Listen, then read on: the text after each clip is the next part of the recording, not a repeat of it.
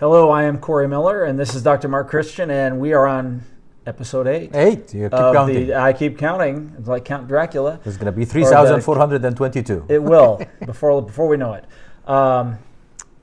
Yes, Different Perspective podcast. We have been talking about Iran. Obviously, it's kind of the topic of the day, flavor of the month. And we've talked about the negotiations. We've talked about China as it relates to Iran. But what we wanted to talk about in this episode was the Iranian regime. I mean, the point was at the beginning was we want a regime change. And what does that mean? Why hasn't the regime fallen? We've dropped untold tons of bombs. We've dropped Moabs on them, the mother of all bombs. Yeah. All that kind of munition, the good stuff. We've given them the good stuff, the top shelf stuff. And they're still there. So why? And why haven't they gone away? So here is the thing. I think let me back up very quickly. When we started our talk about Iran, we explained that the target was 3 things. Number 1 is to get the Kurds later on into Iran to be the foot soldiers to make things change. But before that, the United States will continue bombing 20,000 targets that they kind of named. And they say we're going to go after those. Those are the ballistic missiles sites, firing missiles, drones, all of the equipments so basically to disarm the Iranian regime from any capabilities whatsoever to have any kind of firepower. Okay, so this is what the biggest mission: 20,000 targets to get that done. Number 2 is to take out the head of the state, so the system will fall apart. Okay, and the regime will fall and everything will be good. And number 3 is to get the Kurds to come in. Well, the United States has been following through on the targets, and yet there is a little bit of disappointment there because obviously somehow, some way, Iran continue to stop and close the Strait of Hormuz. Also, they have been firing rockets that has been hitting actually their targets.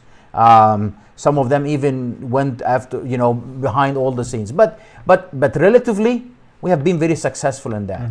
But you know what happened in the other 2 points? We're not being successful whatsoever. The first one is killing Ayatollah Khomeini, the supreme leader of Iran, which is basically the religious leader and the political leader. This is the Pope plus the president in one thing. And the idea that killing the supreme leader will make the country fall. Well, that is always been the case. You kill Gaddafi, Libya's gone. You kill Saddam Hussein, the whole system, people run away. Assad flew to Russia, the whole Syria system fall apart. That's normally the case. Why it is not happening in Iran? I think we went into a wrong premise. I think the advice was not done right, because Iran from the get-go has been the system since 1979 was all about survival. They wanted to survive. Their first mission is to set the system in a way that will survive any kind of attacks on it. Perpetuate any death that came along. Just to survive in general. Okay, and the second thing is to expand. And this is whole idea of the Iraq War in the 80s and so forth. It is to expand into other Muslim countries. This is their main mission: survive one, to expand. This is the way it is. And how did they do that? They set the system and called the Mosaic system. Okay, basically, even though Ayatollah is the head of the system, and they created the system underneath by the military forces, it is kind of a pyramid scheme in a way. You have the guards; they are the top military. You're talking about around 200 to 300,000 soldiers. Those are the top military forces. Underneath that, active duty. You're talking about 700,000 of those. So you're talking about a million. And then you talk about the third level, reserve. Another 2 million, so they can continue feeding. If the guard's dead, then the active military will fill in. If the active military fill in, then the reserve will fill in. So you have 4 million, people who are ready to fight for this regime. And then how did this make that regime to function? They even function as independent units. They continue on their mission. It's like a group of people continue firing missiles no matter if they get a command or not. All what they need to know is there is still a supreme leader. Then the system in place, then they continue doing their duty. My mission, or like they say, this is my mission, I will continue doing my mission. Is my mission to keep this area under control, then they continue doing this, independent of from above. And if the person die, this is how to replace 4-6 layers to continue doing this. See how the system altogether is survival. How if A is dead, B will come in. If B is dead, C will come in. If D, and so forth, and they move and shuffle. So for this regime to die, you have to kill those 6 million, 4 million people actually out of existence. So yes, they have been very successful in assassinations, but there is always, somebody comes in. It might not be on the same level. So when we killed Soleimani, for example, it might not be replaced with the same kind of viciousness of Soleimani, but it has been replaced. And this means everybody underneath the system will continue the fight and the survival. Because the mission is the same. Because the mission is the same. Another thing they did in the Iranians, they kept the money, financials. A lot of people in this military system is in control of, in a fascist way, control of the means of finances in Iran. So this is why the fall of the country means that they will lose not only everything, but they lose also financial and stuff like that. So they are benefiting financially from the regime to be existence. So it's not only the Ayatollah is the one who is benefiting and he's the head, like Saddam Hussein, he's the one who has the castles. He's the one who has the kids with the best cars. He's the one who's having everything, and the rest, and the small group of people that is supporting him, and the rest of the soldiers are fighting and they are just getting the small crumbs. No, everybody is benefiting in that system. As though they all have equity. They all have equity. They're all shareholders, and they are all, and not only 1 or 2 people. You are talking about millions of people have benefiting. So this why the system is based on survival. Okay, and then when the War of June took place, when Israel and the United States a year ago, then immediately they start looking at actually perfecting the system, that the Mosaic system that they started in 79 even more. And this is why they're creating the system after another. Another thing is wrong information have been given in the United States, and I don't hear it in the news whatsoever. Okay, is basically Ayatollah Khomeini. He's an 86 years old who has cancer for almost 6-7 years. This was the best possible outcome for him. He's a martyr, died in his office. But another thing is Mujtaba, the one that is actually the supreme leader that we don't know where he's at. He has been in hiding for all of those years and has been running the system for all of those years. He's a de facto leader of Iran for quite some time. So killing Ayatollah, he was just a figure out there. It's like right now going after the king of Saudi Arabia. He is the king of Saudi Arabia, but he is doing absolutely nothing. Who runs the country? It MBS. is the MBS, Mohammed bin Salman, the crown prince. Mujtaba has been the crown prince of Iran for quite some time. He's the one who's running everything because his dad is sick, he's old, he's not in public, he's not doing anything. But when Israel and the United States killed him, he became the martyr. It's the best outcome for him. So this is another wrong information. Because if you wanted to go about the head, at least go after Mujtaba, but is not it go. Mujtaba? Mujtaba. I keep thinking about Mufasa. I don't know what Mufasa means. He's from Lion King. Oh, I'm sorry. I think that's what his name is. Mujtaba is the one that is right now is in the leadership of Iran. Huh? Is he the gay one? No, I don't think he's gay. Well, but the United States, what they say. The United States and Israel is doing everything to insult the guy so he can service. The whole thing is about it. They put $10 million on his head. They called him a coward. They called him that he's not there. They called him wounded. They called him everything, but he's not. He's still sitting in his bunker somewhere. There is another kind of credible thing. Actually, he's not even in Iran. He's actually in different countries. Yes. They made rumors about him. He has properties in England for millions of dollars. He might be there. They have been trying to search and see if he's there or not. Intelligence going on to try to find out. No idea. He might be in Russia. This is a big possibility that he's in Russia and under the protection of Putin. And he might be in Iran. He's not going to surface. They throw everything at him. he's having those millions of dollars houses in Iran, in England. You know, he's living the life. He's gay.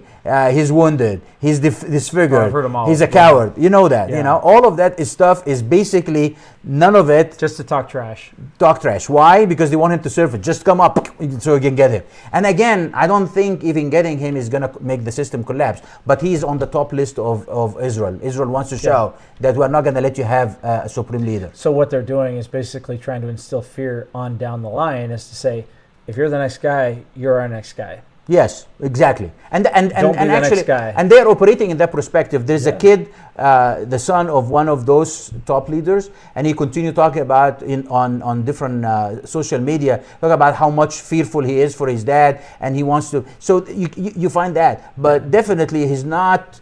He's not like, you know, the leaders are ready to die. He's martyrs right now. They're fighting the what same they way. say. Yeah, they say gonna go to heaven and so forth. The other thing that was part of the deal was the Kurds is gonna come in. Basically, like we mentioned earlier, Come out of Iraq. Iraq, you have 30 around, you know, big number of millions, 20 millions or something, or maybe 15 million actually. Of warrior Kurds. Kurds that they can come in and join forces with the Kurds in Iran, and then they start kind of creating instability afterwards after the But regime there's Kurds in falls one more apart. country that would be problematic for that. You know who they are? Turkey. Turkey. And Turkey, Yeah. Turkey, Erdogan is very good in how to talk to Trump and so forth. So when he started hearing about this, he said he has been, you know, he has actually been sensitized to this for quite some time, because the United States used the Kurds card Many times. in Syria, and at that time we're kind of weaponizing them to destabilize Syria. Okay, and who was on the guard of that? Turkey. Okay, so they said not again, and this is going to be a more serious matter, because now you're joining 22 parts of the Kurds in Iraq and to form a country or to form a kind of alliance. This is going to be a real threat to Turkey. This is why he kind of tried to thwart this kind of plan, and this is why it stopped from happening. So Erdogan didn't go to the Kurds because he doesn't Yes. like the Kurds, obviously. Yes. He went to the United States and said, Yes. we don't want you to continue to try to organize the Kurds in this Yes. situation. Because it was interesting, if people were paying attention early on, within the first week, there were reports of the Kurds going across the lines from Iran, or from Iraq.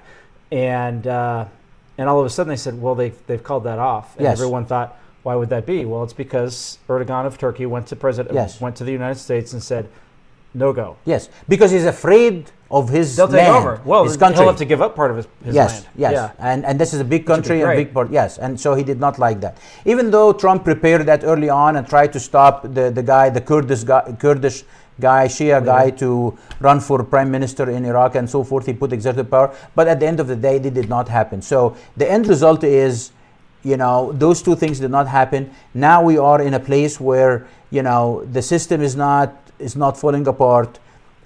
Kurds is not coming in. This is why we're sending the troops. So what happens if the regime doesn't collapse? If we can't force a regime change, what's the outcome for the United States? The United States right now at this point in time try to find an exit ramp, in my opinion, and we try to come as winners. This is why you find the 15 points. Trump announced today that they agreed that they will never have a nuclear weapon. Well, they have been agreed to that multiple times before. So I'm not sure what's the difference. Yeah, they have been beaten up big time.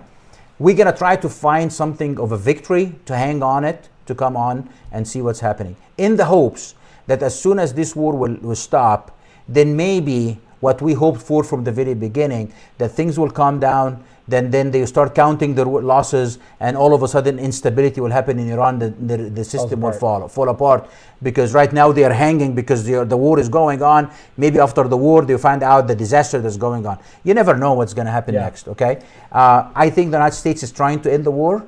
Saudi Arabia, like we mentioned earlier, is not happy because of the things that's going on.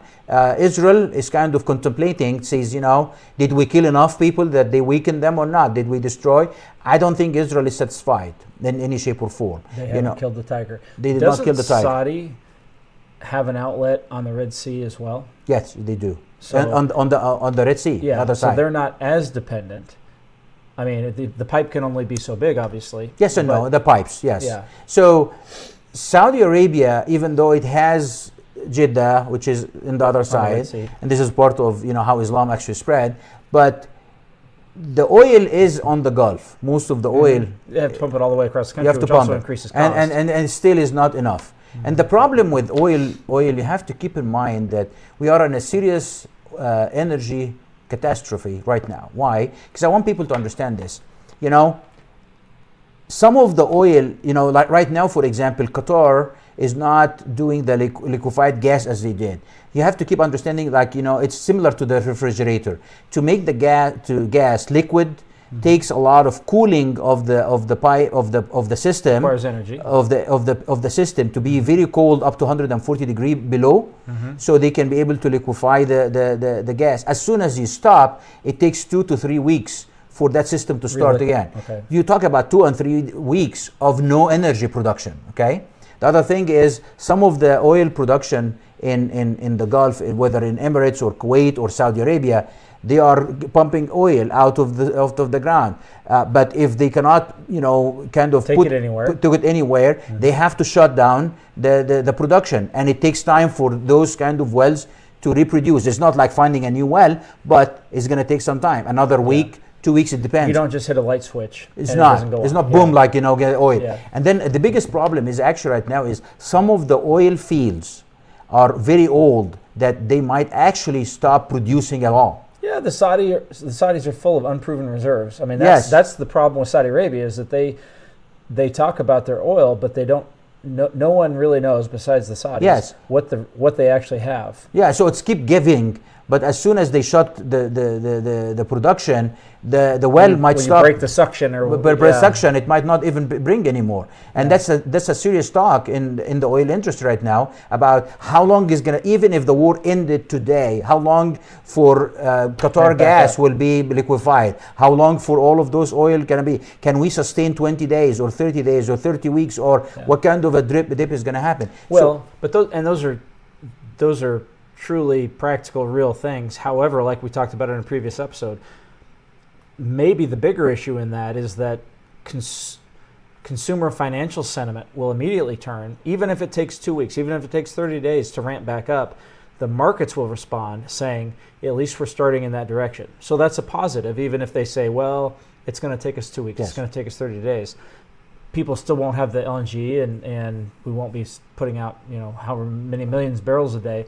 But at least if we could turn that around, because just like the market drops on sentiment and emotion, the market would also spike under that same type of thinking. One of the big things that is going to be a win for the United States is all about China. Is that the Chinese will never have access to the oil, the free oil from Iran. And this is why we are sending soldiers. And this is why we're going to try to not open the Strait of Hormuz mostly, but actually to the island where most of the oil comes out of Iran is coming from that island. And hoping to stop that so the Chinese will be forced to stop supporting the Iranian regime, or we stop the oil production. This is why this island, the Kharg Island, I don't know how to pronounce Kharg, Kharg Island?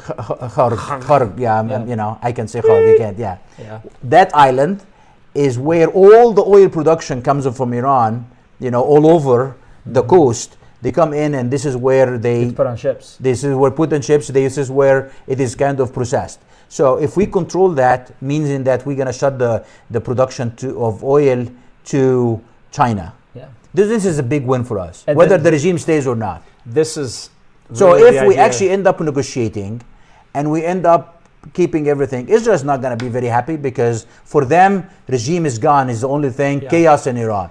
For the United States, stop China access to Iranian oil, because this is two places, Venezuela and Iran. If we stop oil kind of flow into China, free oil or energy, sets China back a long way. Big time. It's going to be putting them on the same level and start competing in a more fair way, and they will crack. They don't have to compete fair. They don't. So maybe when we talk about negotiations, and I'm sure that this is probably what the administration is doing, when we're sending the 82nd Airborne and the 31st Marine Expeditionary Unit, the idea with negotiations might be take the island first, then negotiate from a position of strength.